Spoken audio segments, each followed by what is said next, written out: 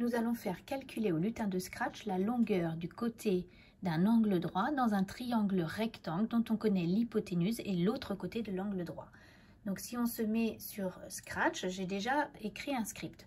Donc première chose, on vérifie que le triangle est bien rectangle et on va me demander la longueur d'un côté de l'angle droit. Donc on va tester tout de suite avec un exemple connu. Donc j'appuie sur le drapeau vert, on me dit de vérifier que le triangle est rectangle et on va calculer la longueur d'un côté de son angle droit. Quelle est la longueur de l'hypoténuse? Je vais lui donner comme réponse 10.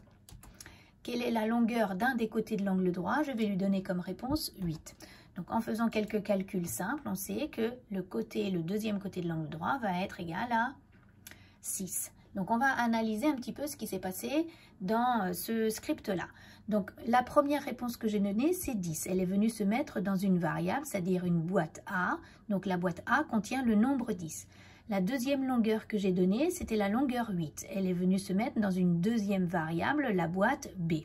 J'ai fait un premier calcul d'une soustraction de 10 fois 10 moins 8 fois 8. Alors pourquoi?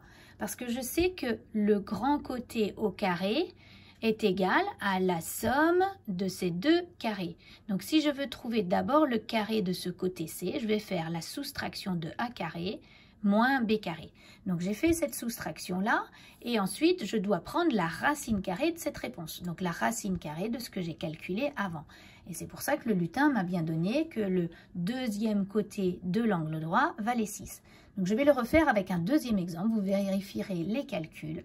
Donc si je demande de vérifier que le triangle est rectangle pour calculer un deuxième côté de l'angle droit, en donnant comme hypoténuse le nombre 53, en donnant comme côté de l'angle droit le nombre 45, eh bien le logiciel va le calculer et vous vérifierez que le deuxième côté de l'angle droit est égal à 28. Voilà.